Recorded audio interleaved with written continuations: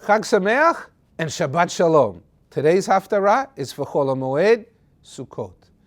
Now, when you say Sukkot, I think of two things. And that is, one is that we lived in a sukkah as a nation for 40 years after Yetziat Mitzrayim, after we left Mitzrayim. That's one part. But also, Sukkot is a second holiday. It's called Shalosh Regalim. It is the three pilgrimage holidays that the Jewish people would go up from wherever they lived in the state of Israel and even from the farther out, some people, and they would rise up. Some say 150,000 people would come to the city of Jerusalem and live in tent camps as part of the pilgrimage holidays. There were three of those holidays. They coincide with Pesach, the Yetziat Mitzrayim, the Exodus story, the great jailbreak of all time. Two, they also have Shavuot, which is Sheva, 7 weeks after Pesach, you have Shavuot. And then here you have the holiday of Sukkot, where they would bring their bikurim, they would bring what they have harvested to the city of Jerusalem. And it is interesting that they would bring up their seeds.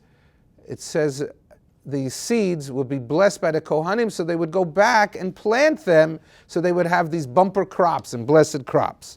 Okay, happy day Sukkot? Maybe. The Haftarah from today comes from the book of Yechezkel, Chazak El, God is strong. He was a Navi, a prophet, and a Kohen that lived before, during, and after the destruction of the first Beit HaMikdash. And what was Yechezkel doing? He was speaking to the people in the exile, of the Babylonian exile. And he did die, and we know where his tomb is, in Iraq. So he's speaking to those people. So one is a very high madrega, a very high level, that he was able to speak to Am Yisrael in the Galut, and he is trying to encourage them with a giant carrot stick to stay in it, to have emunah and bitachon, to have faith and stay focused on worshiping the Ribono Shel Olam, to worship HaKadosh Baruch Hu, to worship God, and not to get distracted to other religions, Zoroastrianism, or whatever else they did in Iraq. It wasn't any of their business. So the job of Yechezkel was to tell these people, ignore what you're seeing around you and focus on the light at the end of the tunnel. That's a la Viktor Frankl in The Search for Meaning in Life, with the explanation of how people got through the Holocaust and concentration camps. They dissociated from what was going on around them at the time, zoned it out, but they saw the light at the end of the tunnel. They pictured what it would be like when they would be liberated and left the gates of the concentration camp. So Yechezkel, in a certain sense, predates Dr. Frankl, and he's explaining to these people, you have to focus on the future. You have to focus on when you get out of Bavel, what it's going to be like. So the Haftarah here, a second Haftarah, is talking about the war of Gog and Magog. Now this Armageddon, the name comes from Megiddo. This is a city up north. It's an archaeological place that you could visit today. And that what the war is of Gog and Magog is up for debate. But whether it be the war that every world superpower attacks us, or the two major world superpowers attacks each other, and we're the collateral damage.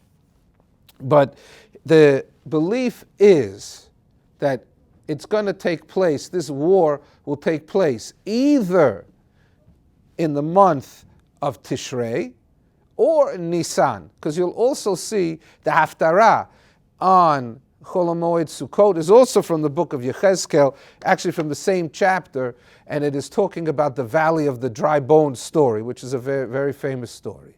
But we'll wait till Pesach for that.